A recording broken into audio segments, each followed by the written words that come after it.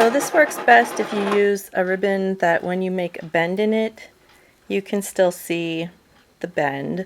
So a few different types of ribbon are good for that.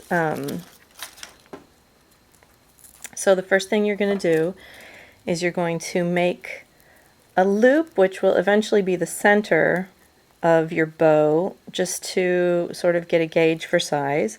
Make a bend in the ribbon right beneath the loop, and then you're going to make the first part of the bow and make a bend beneath that. So to make this bow, you actually just take the ribbon, keeping the same side down the whole time, and bring it together underneath itself, and it automatically makes a little bend. You can also make the bend go the other way. For this bow, I'm going to make them go this direction.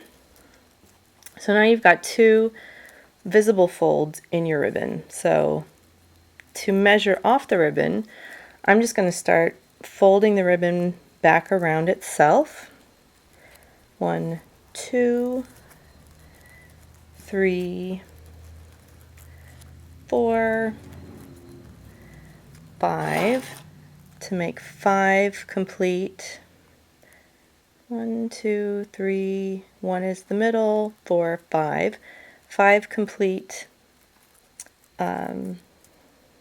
loops for my bow. Then I'm going to do the same thing, making the next 5 slightly longer than the first 5. I'm just extending ½ inch. So 1, 2, 3, 4, 5, and I'm going to do the same thing again, just extend about ½ inch. 1, 2, 3, 4, 5, and then just leave a nice long piece for the tails and cut. Now I'm going to build this in the opposite direction that I measured all my materials. I'm going to start by making the loop for the tails. I'm going to use a tack to just help me keep everything in place while I am layering the bow. So every fold that I have, just center over the tack and slip it into place. Keep making your loops in the same direction.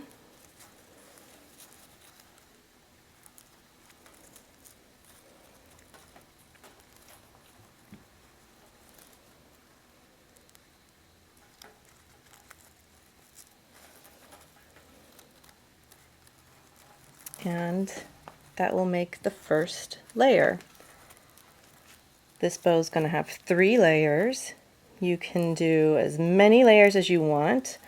The tricky part is going to just be making sure that you can fasten them together when you're done,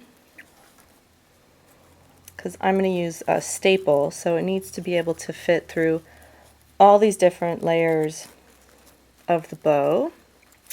You can possibly try and use a brad, or if you're using a pin to hold your work together as you're forming the loops, maybe you can just bend it over to lock everything into place.